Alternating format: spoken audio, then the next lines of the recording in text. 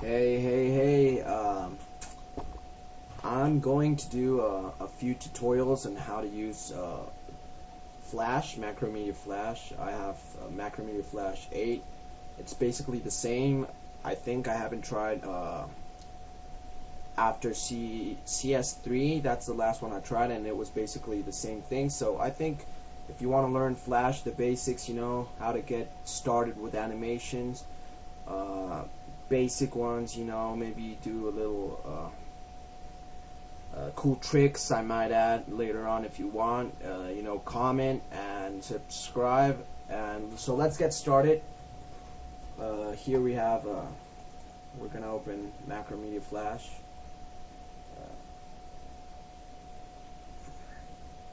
Okay.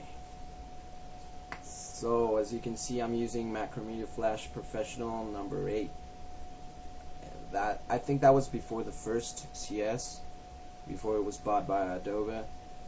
But I have tried CS2, CS3, and I think they're basically the same idea, maybe a few new tools.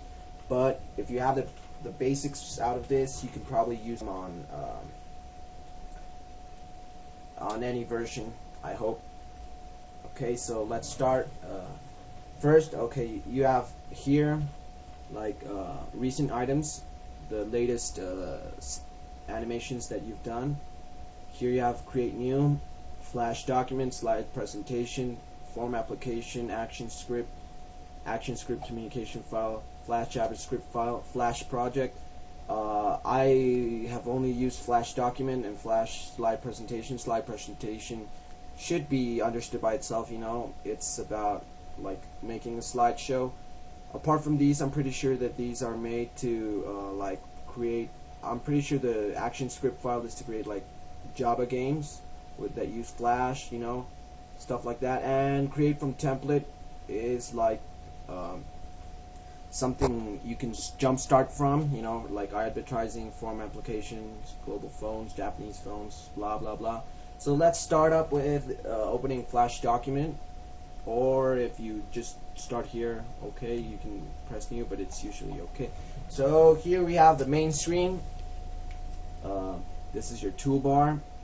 I will explain each one in a few seconds. Here are your file bar. I don't know what's it called, but we'll be using some of these.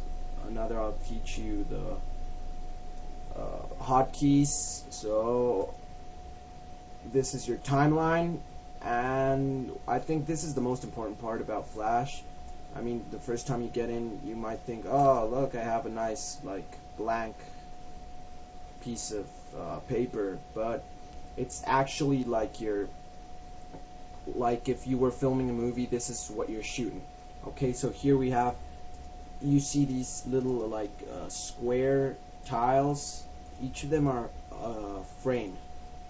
So in each frame you can either use a keyframe in which something will change, or a blank frame, or where nothing will change and will just be the same as the last one. So I'm not really sure, but here you can choose the frame rate. Here you can the current frame you're in, and this is a elapsed time, so you can get an idea of how long your video is. Okay, so let's start.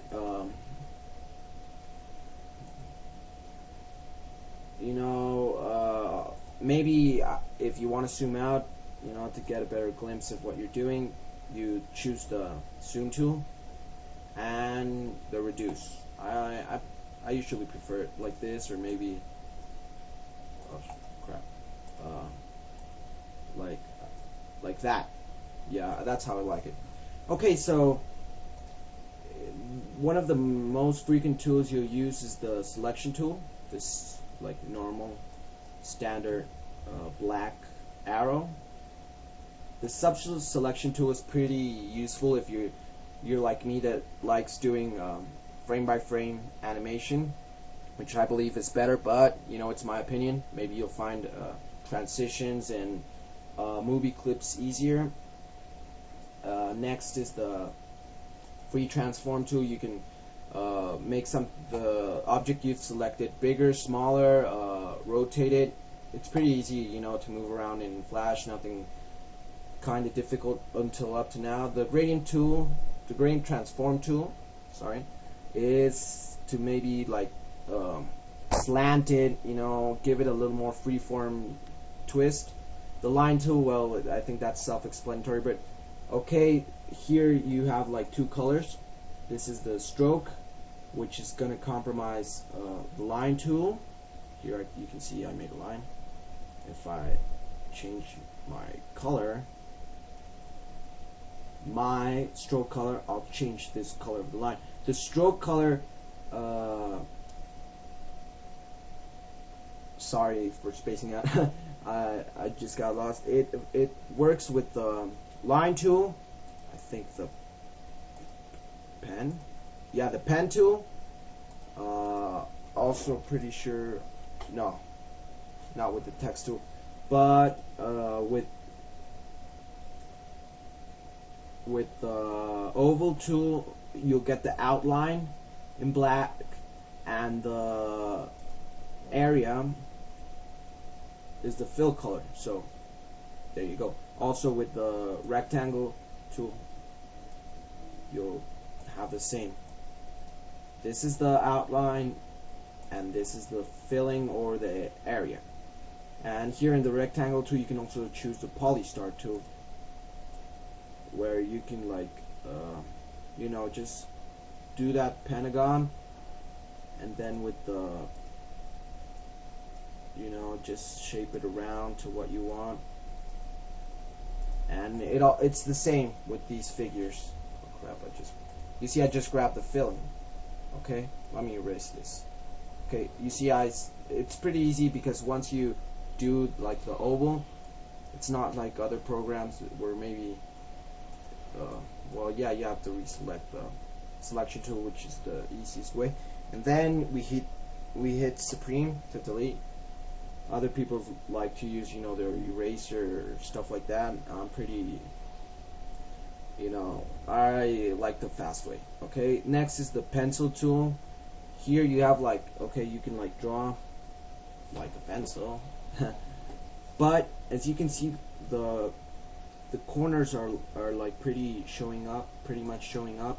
So let's select this, and here you can see you can smooth it out, you know, to try to get the corners a bit more roundy. But if you keep on clicking it, it'll keep deforming it until, you know, it's not like exactly what you drew.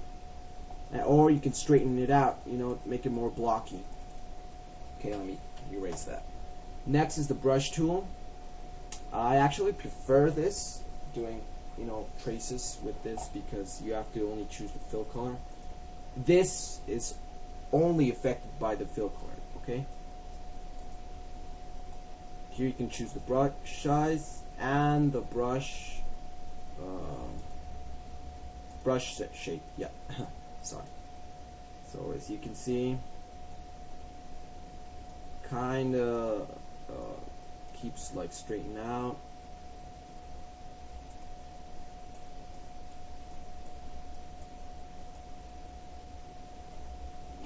Yeah, you can see, you can pretty much draw anything.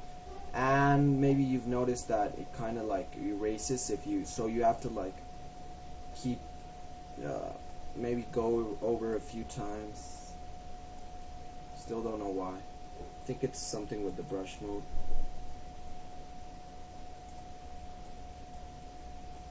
Yeah. Okay, let's erase this.